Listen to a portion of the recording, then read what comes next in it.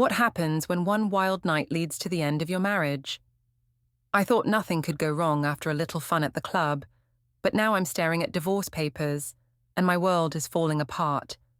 Can a single mistake destroy everything, especially when your husband has all the evidence? The bass thrummed through my chest as I swayed to the music, my third martini making everything feel electric and alive. The downtown nightclub pulsed with energy, and for the first time in months, I felt free. Free from the mundane routine of my office administrator job. Free from the endless cycle of laundry and school pickups. Free from Edric's quiet disappointment that seemed to follow me everywhere lately. "Callista, you look amazing tonight," Sabine shouted over the music, her eyes bright with excitement. My sister had always been the wild one, but tonight I was determined to match her energy. "I feel amazing," I laughed, spinning around in my tight black dress. The fabric clung to my curves in all the right places, and I could feel eyes on me from across the crowded dance floor. It had been so long since I felt desirable, since I felt like more than just a wife and mother. That's when I saw him. Marco Glenn stood near the bar, his muscular frame outlined by the club's neon lights. I recognized him from Edric's gym, though we'd barely spoken before. Tonight, though, something was different. When our eyes met across the room, he smiled, a slow, confident smile that sent heat rushing through my veins. "Who's that?" Sabine followed my gaze and whistled low. "Girl, he is fine." "That's Marco. He goes to Edric's gym." I tried to sound casual, but my heart was already racing. "Well, Edric's not here, is he?" Sabine grinned mischievously. "Come on, live a little. You're 33, not dead." Before I could protest, she was pulling me through the crowd toward him. Marco's smile widened as we approached, and I felt a thrill I hadn't experienced in years. "Callista, right? Edric's wife?" His voice was smooth, confident. "I almost didn't recognize you. You look different tonight." "Different how?" I asked, suddenly hyper-aware of how close he was standing. "Alive," he said simply, and something inside me melted. The next hour passed in a blur of dancing and laughter. Marco was charming, attentive, everything Edric hadn't been lately. He complimented my dress, my hair, the way I moved. When he suggested we grab some air on the club's rooftop terrace, I didn't hesitate. "Your husband's a lucky man," Marco said, as we stood overlooking the city lights. The cool night air sobered me slightly, but not enough to care about the implications of being alone with him. "Sometimes I wonder if he thinks so," I heard myself saying. "He's always buried in his books, always so serious. When's the last time he told me I looked beautiful?" Marco stepped closer, his hand brushing mine on the railing. His loss is my gain tonight. The kiss happened so naturally, I almost convinced myself it was innocent. Almost.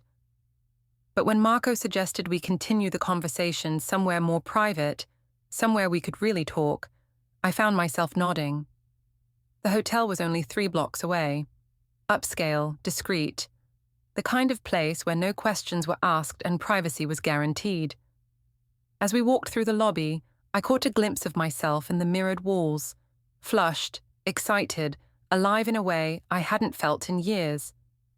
What happened in that hotel room was everything my marriage wasn't. Passionate, spontaneous, intoxicating. For those few hours, I wasn't Callista the wife, Callista the mother, Callista the office administrator. I was just a woman being desired, being wanted, being made to feel special. It was nearly 3 a.m. when I finally made it home. I expected to find Edric asleep, but he was sitting at the kitchen table, still dressed, a cup of cold coffee in front of him. "Have fun?" His voice was carefully neutral, but I could see the tension in his shoulders. "It was fine, just dancing with Sabine." The lie came so easily, it surprised me. "Why are you still awake?" "Serene had a nightmare. She was asking for you." He stood up slowly, his movements deliberate. "I told her Mommy was out having fun." Before we dive deeper into this story, I have one small request. Please subscribe, Drop a like, comment, and hit that hype button to boost this channel so more people can discover these incredible stories. Guilt twisted in my stomach, but I pushed it away. I'm allowed to have a social life, Edric. I work hard, I take care of our daughter, I deserve to blow off steam sometimes. Of course you do. His tone was maddeningly calm. I just thought you might call. Let me know you were okay. I'm a grown woman. I don't need to check in every 5 minutes. The defensiveness in my voice sounded harsh even to me, but I couldn't stop myself. Maybe if you showed half as much interest in me when I'm home as you do when I'm out, I wouldn't need to go looking for attention elsewhere. The words hung in the air between us, more revealing than I'd intended. Edric's face went very still. What's that supposed to mean? Nothing. I'm tired. I'm going to bed. I brushed past him, but he caught my arm gently. Callista, talk to me. What's going on? You've been different lately, distant. If something's wrong... Nothing's wrong, I snapped, pulling away. God, you're so paranoid. I went out dancing with my sister. That's it, that's all. But even as I said it, my phone buzzed with a text message. I glanced at the screen and felt my blood freeze. It was a video clip, sent from an unknown number. The thumbnail showed me and Marco on the dance floor, his hands on my waist, our bodies pressed together in a way that was definitely not innocent. I quickly deleted the message, but not before I saw Edric's eyes flick to my phone. Had he seen it? His expression was unreadable. Everything okay? He asked quietly. Just Sabine, making sure I got home safe. Another lie, so smooth it scared me. I'm really tired, Edric. Can we talk tomorrow? He nodded, but something had shifted in his demeanor. As I headed upstairs, I could feel his eyes on my back, and for the first time since leaving the hotel, I felt a flutter of real fear. In our bedroom, I stared at myself in the mirror. My makeup was smudged, my hair disheveled, my dress wrinkled. I looked exactly like what I was, a woman who had spent the night with another man. But as I changed into pajamas, I told myself it didn't matter. It was one night, one moment of freedom. Edric would never know, and what he didn't know couldn't hurt him. I was wrong about everything. Sunday brunch at Maple Grove Restaurant was supposed to be our family tradition, a peaceful way to end the weekend before the chaos of another work week began. But as I sat across from Edric, picking at my eggs Benedict, the tension from the night before hung between us like a thick fog. "Mummy, you look tired," 7-year-old Seren observed with the brutal honesty of childhood. "Are you sick?" "Just stayed up too late with Aunt Sabine," I said, forcing a bright smile. "You know how she likes to talk." Edric said nothing, but I caught him watching me over his coffee cup. His usually gentle brown eyes seemed to be searching for something, and it made my skin crawl. "Speaking of Sabine," I continued, desperate to fill the silence. "She should be here soon. She wanted to join us for brunch." "How nice." Miriam Virion's voice cut through the restaurant's ambient chatter like a knife. Edric's mother approached our table with her usual regal bearing, but there was something cold in her expression that I couldn't quite place. "Mom, I didn't know you were coming." Edric stood to kiss her cheek, genuine surprise in his voice. "Spur-of-the-moment decision," Miriam replied, taking the empty chair next to Serene. "I thought it would be nice to spend time with my granddaughter, and of course, to hear about Callista's exciting night out." The way she emphasized exciting made my stomach clench. It wasn't that exciting, just some dancing and drinks. "Oh, I'm sure it was very energetic." Miriam's smile was razor sharp. "Social media can be so illuminating these days, don't you think?" Before I could ask what she meant, Sabine appeared at our table, slightly out of breath and looking uncharacteristically nervous. "Sorry I'm late. Traffic was insane." She slid into the remaining chair, avoiding eye contact with everyone. "How's everyone doing?" "We were just discussing Callista's night out," Miriam said pleasantly. "Perhaps you could share some details. I understand you were there." I shot Sabine a warning look, but she was staring at her menu with unusual intensity. "Just sister time, you know. Nothing special." Nothing special, Miriam repeated thoughtfully. How interesting. The conversation was interrupted by a commotion near the restaurant's entrance.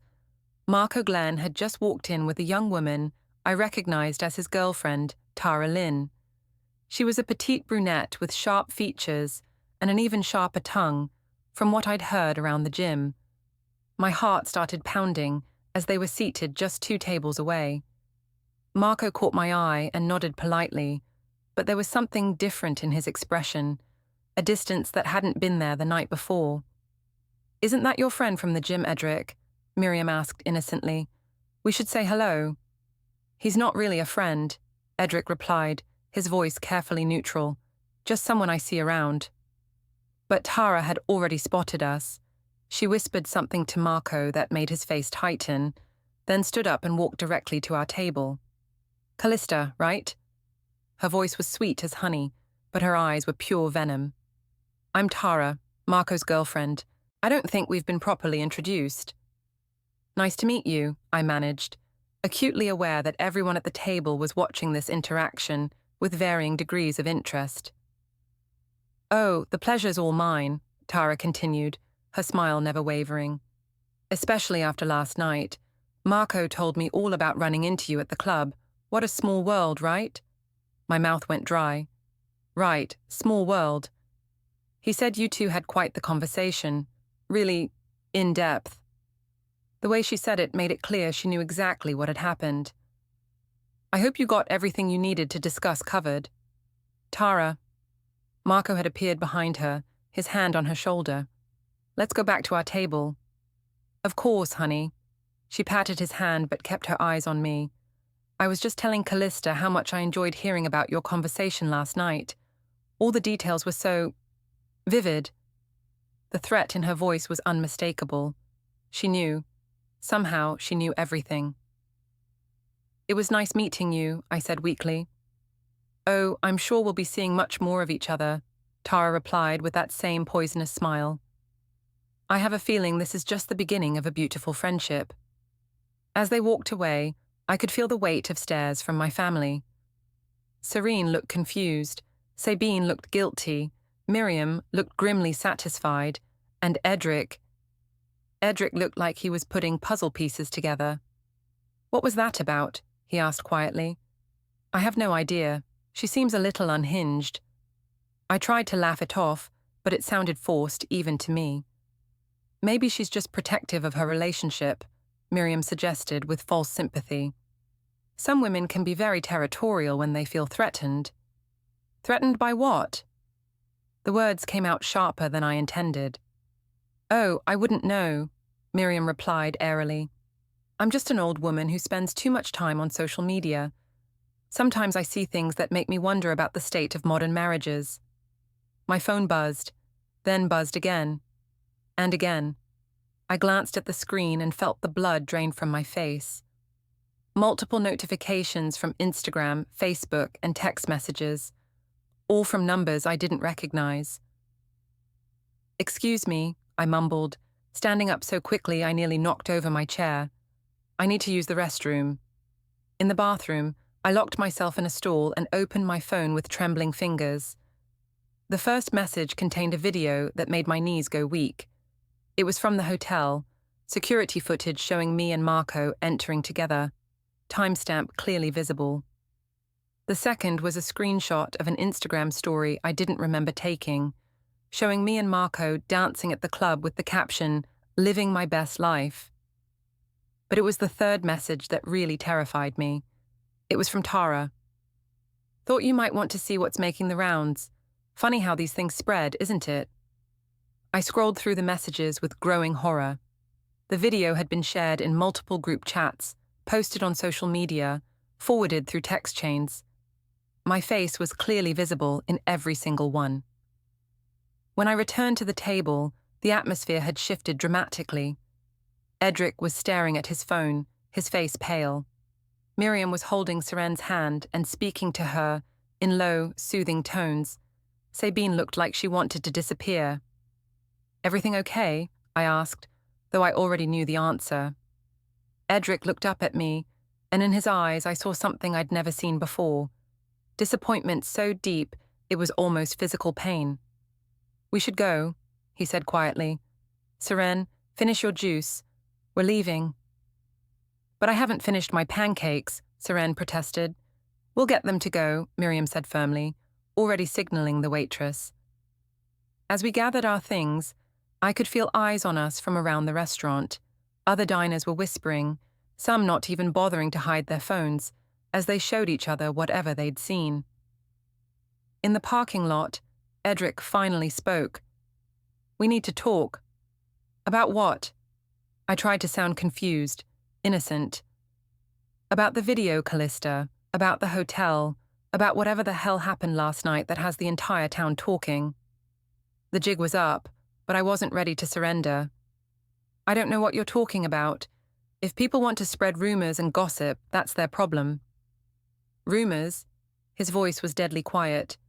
"Is that what we're calling it?" "Daddy, why is everyone being weird?" Serene's small voice cut through our standoff. Edric's expression softened as he looked at our daughter. "Everything's fine, sweetheart, let's go home." But I could see in his eyes that nothing would ever be fine again. Monday morning at the office felt like walking into a lion's den.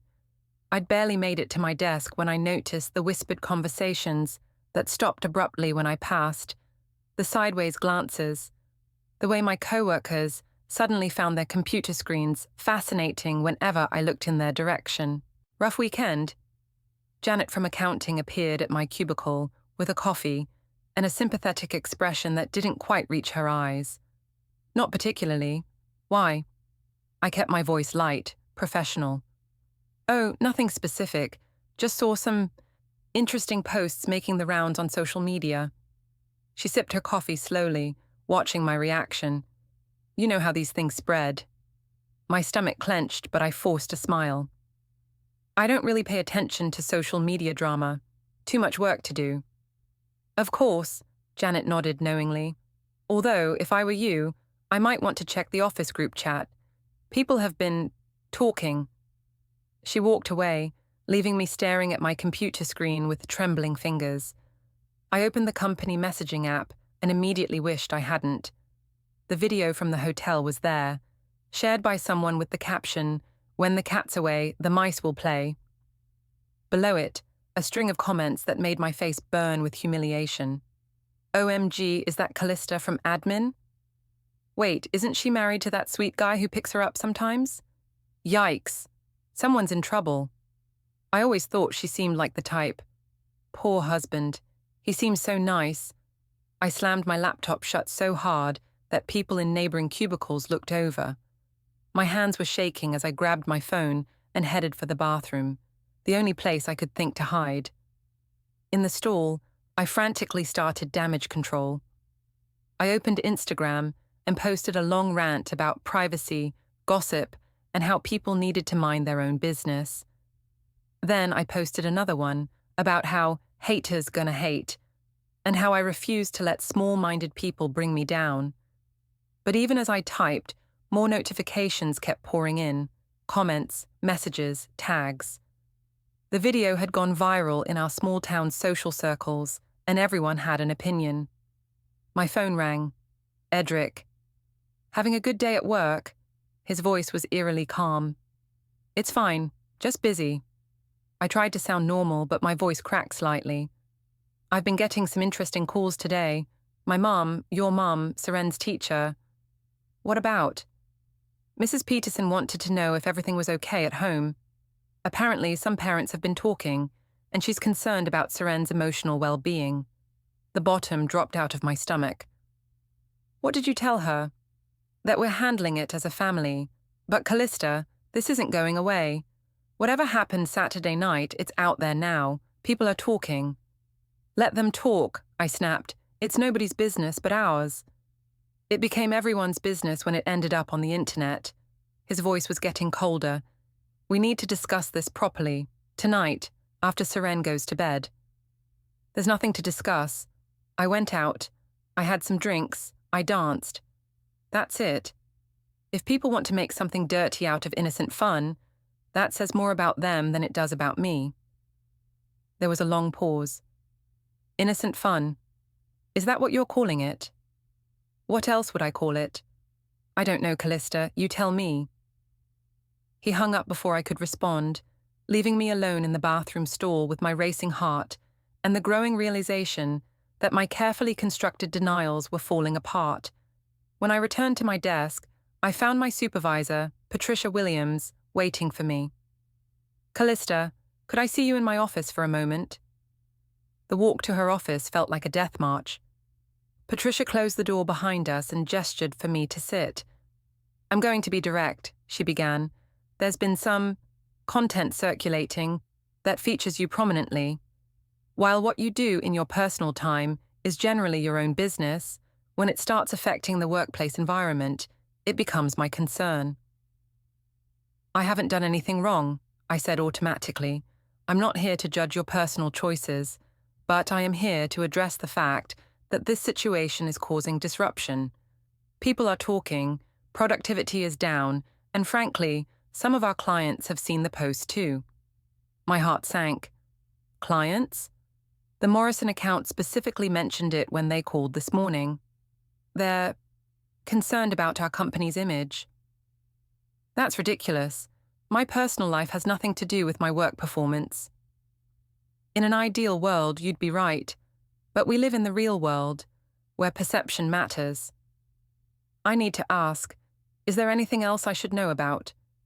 Anything that might come to light that could further impact the company? No, I said quickly, too quickly. It's just gossip. It'll blow over. Patricia studied me for a long moment. I hope so, for everyone's sake. But Callista, I need you to understand that if this situation escalates, if there are more revelations, I may have to take action to protect the company's interests. The threat was clear. I nodded numbly and returned to my desk, but I couldn't concentrate on anything. Every few minutes, my phone would buzz with another notification, another comment, another share. At lunch, I tried calling Sabine for support, but she sounded strangely distant. This is really getting out of hand, Callista, she said without preamble. You're supposed to be on my side, I protested. I am on your side. That's why I'm telling you that you need to get ahead of this. Talk to Edric. Tell him the truth. There's nothing to tell. God, even you think I did something wrong. I was there, remember? I saw you leave with Marco. I'm not judging you, but I'm also not going to help you lie to your husband. I'm not lying. Then what do you call it? I hung up on her, fury and panic warring in my chest. Even my own sister was turning against me. The afternoon dragged by in a haze of whispered conversations and pitying looks. When 5 o'clock finally arrived, I practically ran from the building, desperate to escape the suffocating atmosphere. But as I drove home, I realized I was just trading one nightmare for another. Edric would be waiting, and this time, he wouldn't be satisfied with vague denials and deflections. My phone rang as I pulled into the driveway. The caller ID made my blood run cold. Patricia Chen, family law attorney.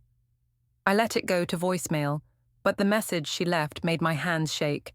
Mrs. Virion, I've been retained by your husband to discuss some urgent family matters. Please call my office at your earliest convenience to schedule a consultation. A lawyer. Edric had called a lawyer. As I sat in my car, staring at our house, our home, where my daughter was probably doing homework and my husband was probably planning my downfall, I finally understood that my nightmare was just beginning. The house felt different when I walked through the front door. The usual warmth was gone, replaced by an almost Arctic chill that had nothing to do with the temperature. Seren was at the kitchen table with her homework spread out in front of her, but she looked up at me with worried eyes that were far too mature for her 7 years. Hi, Mummy. Daddy made dinner, but he seemed sad. Are you and Daddy fighting? My heart clenched. No, sweetheart. Daddy and I are just working through some grown-up stuff. Nothing for you to worry about. But even as I said it, I could see she didn't believe me. Children always know when their world is shifting beneath their feet. Edric emerged from the kitchen, and I was struck by how different he looked. Gone was the gentle, slightly rumpled man I'd married. In his place stood someone harder, more focused, someone who had made decisions. "How was work?" he asked politely, as if we were strangers making small talk. "Fine." I set down my purse and tried to read his expression. "How was your day?" "Productive. I had some interesting conversations." The way he said it made my skin crawl. "Oh? Seren, why don't you finish your homework in your room? Mommy and I need to talk." Our daughter gathered her books with the careful movements of a child who sensed danger. After she disappeared upstairs, Edric and I stood facing each other across the living room, like adversaries preparing for battle. "I know," he said simply. "Know what?" The automatic denial sprang to my lips, but something in his expression stopped me. "I know about the hotel. I know about Marco. I know about all of it." His voice was steady, matter of fact. "The question is, are you going to keep lying to me, or are we going to have an honest conversation for once?" My mouth opened and closed like a fish gasping for air. "Edric, I can explain. Can you? Because I've been trying to understand this all day, and I can't come up with any explanation that makes sense. Help me understand how my wife ended up in a hotel room with another man." The words hit me like physical blows. Hearing it stated so boldly, so clinically, made it impossible to maintain my denials. "It wasn't planned," I whispered. "It just happened. It just happened." He repeated the words like he was testing their weight. "A marriage ending just happens. A family being destroyed just happens. Is that what you're telling me?" "Don't be so dramatic. It was one night, one mistake." "One mistake that you've been lying about for 3 days. One mistake that has our daughter's teacher calling to check on her emotional well-being. One mistake that has my mother asking me if I need a place to stay." The mention of Miriam sent a fresh wave of panic through me. "Your mother doesn't know anything." "My mother knows everything. So does yours, by the way. Judith called this afternoon. She's disappointed." I sank onto the couch, the weight of everything finally crushing down on me. "What do you want me to say? That I'm sorry? Fine, I'm sorry. It was stupid. It was wrong. It meant nothing." "If it meant nothing, why did you do it?" The question hung in the air between us. Why had I done it? For the attention, the excitement, the validation, because I felt invisible in my own life. "I don't know," I said finally. "That's not good enough." Edric sat down across from me, but the distance between us felt like an ocean. "I've been thinking about this all day, trying to understand when things went wrong between us. When you started looking at me like I was the enemy instead of your partner." "I don't." "You do. You've been pulling away for months, Callista. Staying out later, being secretive about your phone, picking fights over nothing. I thought it was work stress, or maybe you were going through something. I never imagined." He trailed off, running his hands through his hair. For a moment, he looked like the man I'd married, vulnerable, hurt, confused. "I want to fix this," I said desperately. "We can fix this." "How? How do we fix the fact that you slept with someone else? How do we fix the fact that the whole town knows about it? How do we fix the fact that our daughter is going to grow up hearing whispers about her mother?" Each question was a knife twist. "People will forget. These things blow over." "Do they? Because I got a call from my boss today. Apparently, someone forwarded the video to the company email list. He wanted to make sure I was handling my personal affairs appropriately." I felt sick. "Edric, I'm so sorry. I never meant for any of this to happen. But it did happen, and now we have to deal with the consequences." "What does that mean?" He was quiet for a long moment, and when he spoke, his voice was steady and resolved. "It means I've contacted a lawyer." The words hit me like a physical blow. "You what?" "Patricia Chen.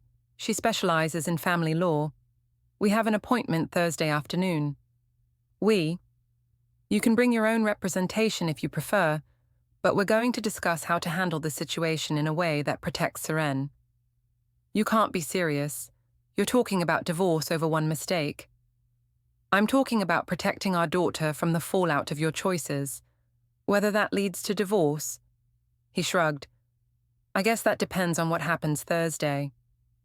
I stared at him, this stranger wearing my husband's face. I won't let you take Seren away from me. I'm not trying to take her away from you. I'm trying to figure out how to raise a child in the middle of this mess you've created. The coldness in his voice was more devastating than anger would have been. Anger I could fight against, argue with, manipulate. This calm, methodical approach left me with no weapons. What about counseling? What about working through this together? You lied to me for 3 days, Callista. Even now, even after I've told you I know everything, you're still trying to minimize what happened. How am I supposed to trust you enough to work through anything? I opened my mouth to protest, but no words came. Because he was right. Even now, even faced with the complete collapse of my marriage, part of me was still calculating, still looking for an angle, still trying to find a way to make this someone else's fault. I need some air, Edric said, standing up. I'm going for a drive. When I get back, I'd like you to think about whether you're ready to tell me the truth. All of it, because Thursday is coming whether you're ready or not. He left me sitting alone in our living room, surrounded by the remnants of the life I'd destroyed. Upstairs, I could hear Seren moving around in her room, probably listening to every word we'd said through the thin walls. My phone buzzed with another notification, another share, another comment, another reminder that my private shame had become public entertainment. For the first time since Saturday night, I allowed myself to really think about what I'd done. Not the sanitized version I'd been telling myself, not the justified version where I was the victim of circumstance, but the ugly, unvarnished truth. I had cheated on my husband. I had betrayed my family. I had destroyed my daughter's sense of security. And worst of all, I had done it all for a few hours of feeling special, feeling wanted, feeling alive. The cost of those few hours was becoming clearer by the minute, and I was beginning to understand that no amount of denial or manipulation was going to make it go away. Thursday was coming, and I had no idea how to survive what was waiting for me there. Patricia Chen's law office was everything I'd expected and worse, polished, professional, and intimidating as hell. The mahogany furniture and leather-bound law books seemed to judge me as I sat in the waiting area, my palms sweating despite the air conditioning. Edric sat beside me, but we might as well have been on different planets. He'd barely spoken to me since Monday night, communicating only about Seren's needs and logistics. This morning, he'd simply said, "The appointment is at 2, and that was it. Mrs. Virion, a sharp-featured woman in her 40s, appeared in the doorway. I'm Patricia Chen. Please, both of you, come in. Her office was even more imposing than the waiting room. Awards and certificates lined the walls, and her desk was organized with military precision. She gestured for us to sit in the chairs facing her desk, then opened a thick folder. Mr. Virion has filled me in on the basic situation, she began, her tone businesslike. Before we proceed, Mrs. Virion, I want to make sure you understand that you have the right to your own legal representation. This conversation could potentially be used in future proceedings. Future proceedings? My voice came out as a croak. Divorce proceedings, custody arrangements, division of assets. Mr. Virion has asked me to explore all options for protecting his and his daughter's interests. I looked at Edric, searching for any sign of the man I'd married, but his face was impassive. I don't need a lawyer, I just want to fix this. Patricia Chen's expression didn't change. Very well, let's review what we know. She opened the folder and spread its contents across her desk. My heart sank as I saw what she'd assembled: printed screenshots, video stills, social media posts, even what looked like witness statements. Saturday, November 18th, approximately 11:30 p.m. She consulted her notes. Security footage from the Meridian Hotel shows you entering with Marco Glenn. You exit the following morning at 6:47 a.m. She slid a printed screenshot across the desk. There I was, clear as day, Marco's hand on my back, as we walked through the lobby. Your Instagram account posted multiple stories throughout the evening, including this one at 1:23 a.m. Another screenshot, me and Marco dancing, bodies pressed together, my face flushed with alcohol and excitement. I was drunk, I whispered. I don't even remember posting that. Nevertheless, it was posted from your account, Patricia continued methodically. We also have text messages between you and Mr. Glenn from that evening, obtained through Mr. Glenn's cooperation. Marco gave you his texts. I stared at Edric in shock. He came to see me yesterday, Edric said quietly. He wanted to apologize. He said he felt terrible about what happened, that he never meant for it to go so far. The betrayal hit me like a physical blow. Even Marco was abandoning me. What did he say? I asked, though I wasn't sure I wanted to know. Patricia consulted another document. According to Mr. Glenn's statement, you initiated the physical contact at the club. You suggested leaving together. You specifically mentioned that your husband wouldn't understand and that you needed to feel alive again. Each word was a nail in my coffin. It wasn't like that. How was it then? Edric asked, speaking for the first time since we'd sat down. Because I'm really trying to understand. I looked between him and the lawyer, feeling trapped. It just happened. We were talking, and there was this connection, and one thing led to another. For 6 hours, Patricia said flatly. According to the hotel records, you were in room 1247 from approximately midnight until 6:30 a.m. We talked, I said desperately. We talked about life, about feeling trapped, about your marriage, Edric finished. According to Marco, you spent considerable time explaining how unhappy you were, how I didn't appreciate you, how you felt invisible in your own life. The words hung in the air like an accusation, because they were true. I had said all of those things, and worse. I was drunk, I repeated weakly. People say things when they're drunk that they don't mean. Do they do things they don't mean too? Patricia asked. I couldn't answer that, because the truth was, in that hotel room, I had meant every touch, every kiss, every moment of passion. I had wanted it, craved it, chosen it. Mrs. Virion, Patricia continued, your husband is prepared to offer you a choice. I looked at Edric, hope flickering in my chest. What kind of choice? Option 1, Patricia said, consulting her notes. You agree to a legal separation while you seek counseling and rehabilitation for what appears to be self-destructive behavior. Mr. Virion maintains primary custody of Seren. You get supervised visitation, and we revisit the arrangement in 6 months. Supervised visitation? The words came out as a shriek. She's my daughter. Option 2, Patricia continued as if I hadn't spoken. We proceed directly to divorce proceedings. Given the evidence of adultery and the public nature of the incident, Mr. Virion would likely receive primary custody and significant financial advantages in the settlement. I stared at them both, my world spinning. You can't do this. You can't take my daughter away from me because of one mistake. It's not about punishment, Edric said quietly. It's about stability. Serene is struggling, Callista. She's having nightmares, her grades are dropping, and yesterday she asked me if Mommy was going to live somewhere else now. The mention of Seren's pain cut through me like a knife. I can fix this. I can make it right. How? Edric leaned forward, and for the first time, I saw real emotion in his eyes. Pain, desperation, a plea for me to give him something to work with.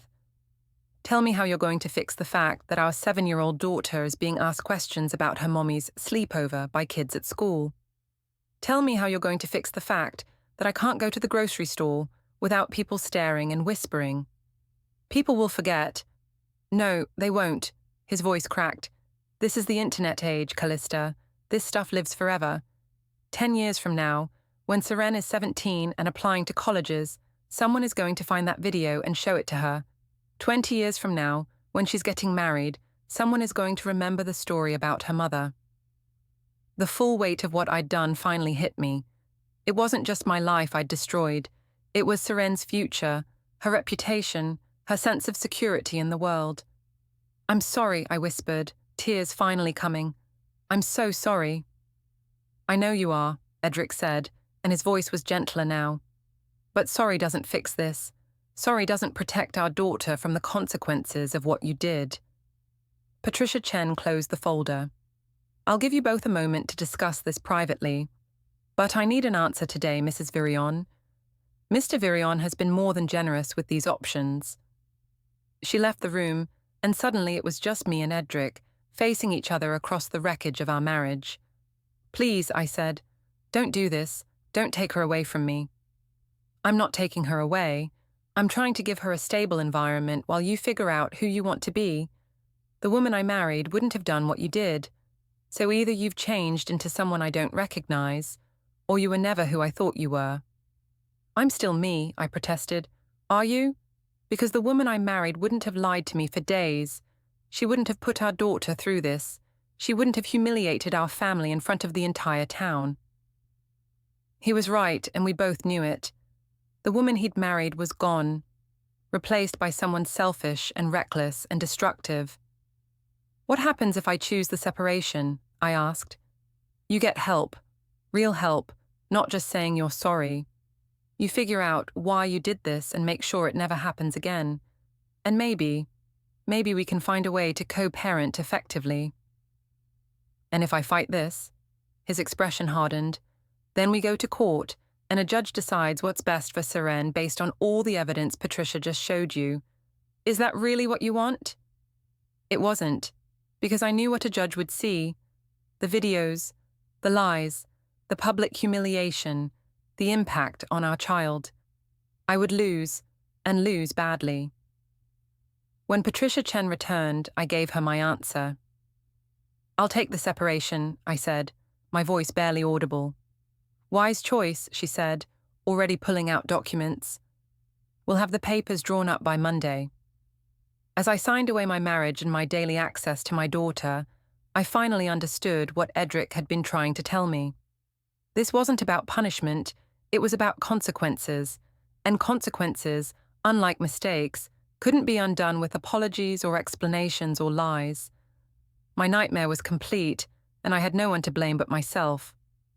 The moving truck took Edric's life out of our townhouse box by box, while Seren tried to understand why her parents suddenly spoke like strangers. When she admitted kids at school had shown her the video of me with another man, the shame turned physical, and Edric made it clear this was about protecting her now, not saving us. He told me trust might return only enough for co-parenting, and only if I faced the truth. I didn't slip. I chose selfishness and cruelty because it felt good. He left a box of family photos for Seren, then walked out with her hand in his, and the silence in the house felt like punishment. Marco texted an apology, but it changed nothing, because he knew, and I knew, exactly what we were doing. The next morning, the courier brought the divorce papers, generous terms attached to an unbearable reality, and I signed them at the same kitchen table where our life used to happen.